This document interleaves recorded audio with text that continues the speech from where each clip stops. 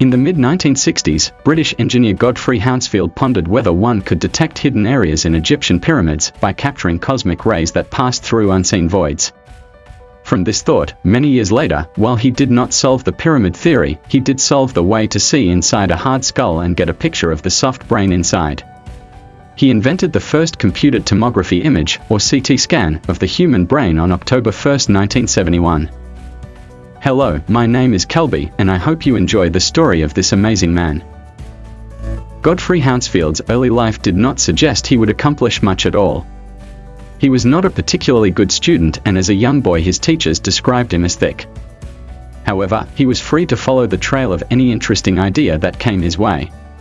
He constructed electrical recording machines, made hazardous investigations of the principles of flight, launching himself from the tops of haystacks with a homemade glider. He almost blew himself up during one exciting experiment. Using water-filled tar barrels and acetylene to see how high they could be water-jet propelled, on one occasion he managed to get one to an altitude of 1,000 feet. With the outbreak of the Second World War and an interest in aeroplanes, Godfrey joined the British Royal Air, where he discovered he was a wizard with electrical machinery, especially the newly invented radar that he would jury-rig to help pilots better find their way home on dark, cloudy nights. He took the opportunity of studying the books which the RAF made available for radio mechanics and looked forward to an interesting course in radio. After sitting a trade test, he was immediately taken on as a radar mechanic instructor and moved to the then RAF-occupied Royal College of Science in South Kensington and later to Cranwell Radar School. Godfrey's work was appreciated by Air Vice Marshal Cassidy, who was responsible for him obtaining a grant after the war, enabling him to attend Faraday House Electrical Engineering College in London, where he received a diploma in engineering. He practiced his trade at EMI, where Hounsfield's natural talents propelled him to lead the team that built the most advanced mainframe computer available in Britain at the time. But by the 60s, EMI wanted out of the competitive computer market and wasn't sure what to do with the brilliant, eccentric engineer. Godfrey was asked to suggest a new line of work involving pattern recognition, and he suggested what eventually became CT scanning. After a conversation with a doctor who was complaining how X-rays do not allow them to see the brain, and thinking back to his pyramid theory, he proposed that by using X-rays one could take multiple exposures around an object to determine its internal structure. However, EMI had no significant medical business, and Godfrey had no medical knowledge, and so his proposal was regarded a high-risk leap beyond existing technology.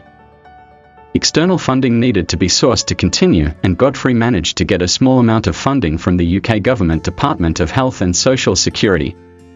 For the next 4 years, he struggled with funding as well as apathy from most of the medical profession. Visits to radiologists at many leading hospitals found that almost everyone thought that his proposal was pointless. However, one supporter, James Ambrose, a neuroradiologist at Atkinson Morley Hospital in London, would go on to assist Hounsfield in the various prototypes of the CT scanner. Initially, the original prototype CT scanner was used to examine preserved brains, however they did not represent that of a living human brain. Bovine brains were sought as a solution, however the electric shock given to the cows in the abattoir resulted in diffuse cerebral hemorrhage, again not a good model for the living human brain. Finally, the idea to use kosher slaughtered cows came into being. Cows killed under strict kosher guidelines do not suffer widespread hemorrhaging, resulting in the first promising scans of the brain in 1968.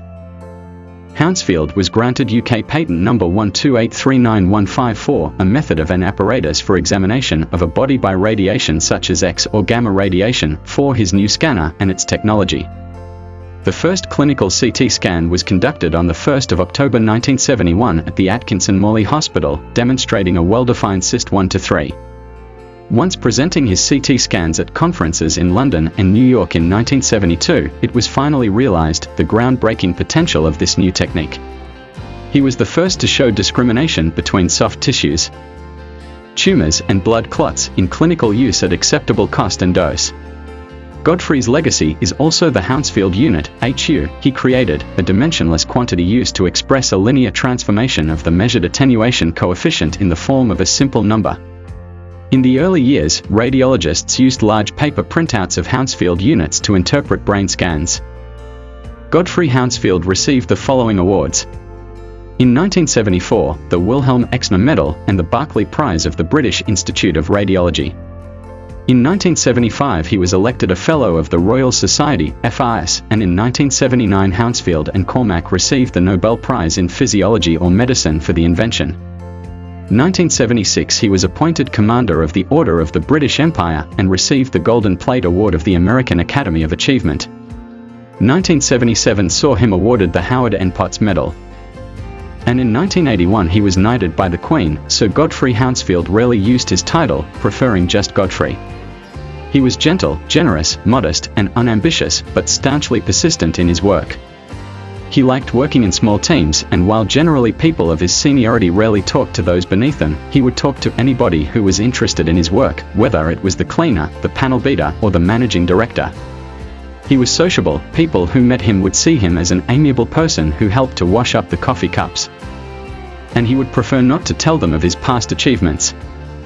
From his teenage years onward, he was interested in how things worked, and in how science and engineering could help to improve the world. He wanted to pass this enthusiasm on to the next generation.